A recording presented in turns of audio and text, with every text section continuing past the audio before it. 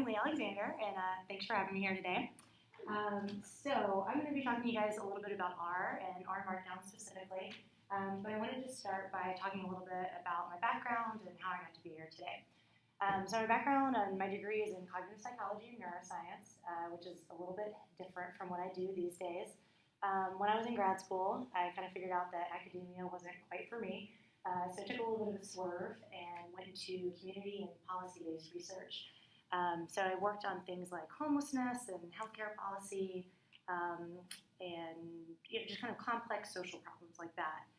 And that was really great, but I was mostly doing qualitative research, so things like focus groups and interviews, and I really miss coding and doing quantitative analysis.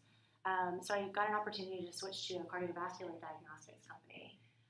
And that's where I went from being what you might call kind of a casual user of R to a heavier user.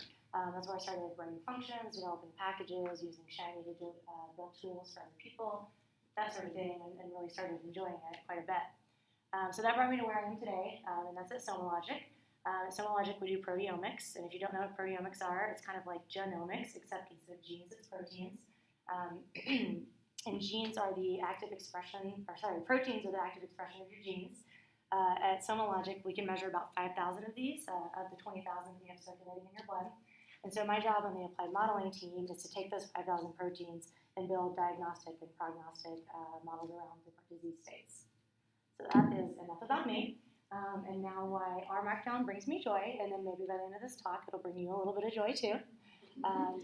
So if you haven't heard of RMarkdown, you can think of it as an analysis notebook. Maybe it's like Jupyter notebooks, but so much more.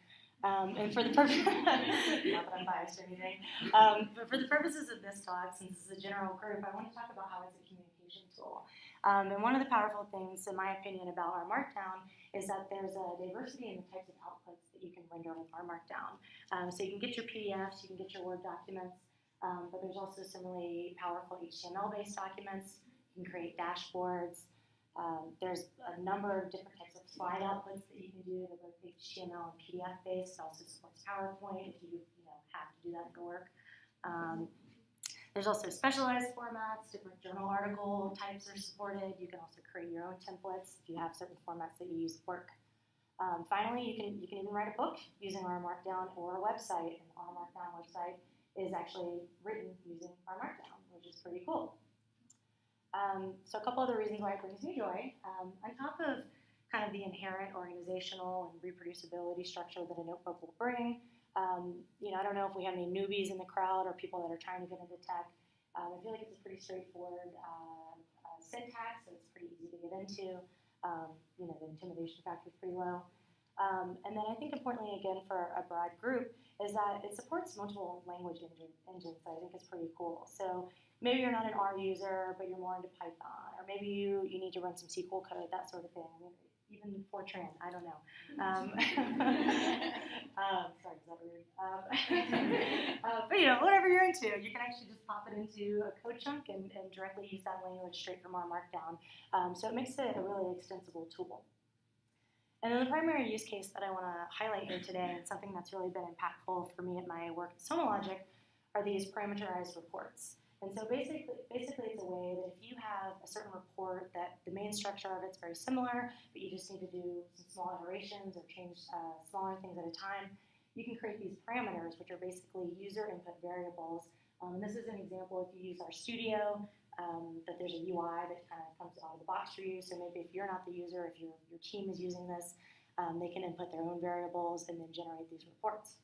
And so when I first started at SomaLogic, they tasked me with automating to the extent that we could automate some of our analysis workflow as part of the machine learning team.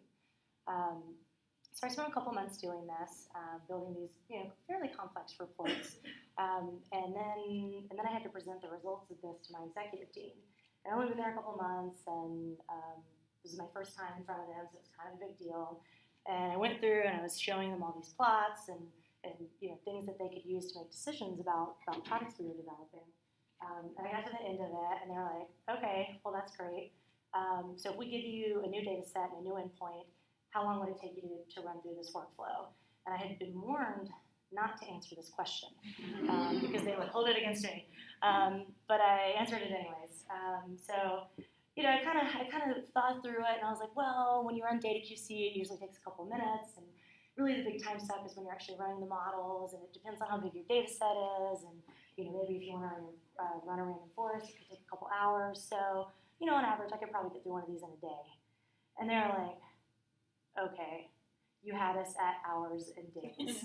We're used to talking about weeks and months. So they were really happy, therefore I was really happy, and you could even say it maybe sparked a little joy. All right, that's it for me. Thanks a lot.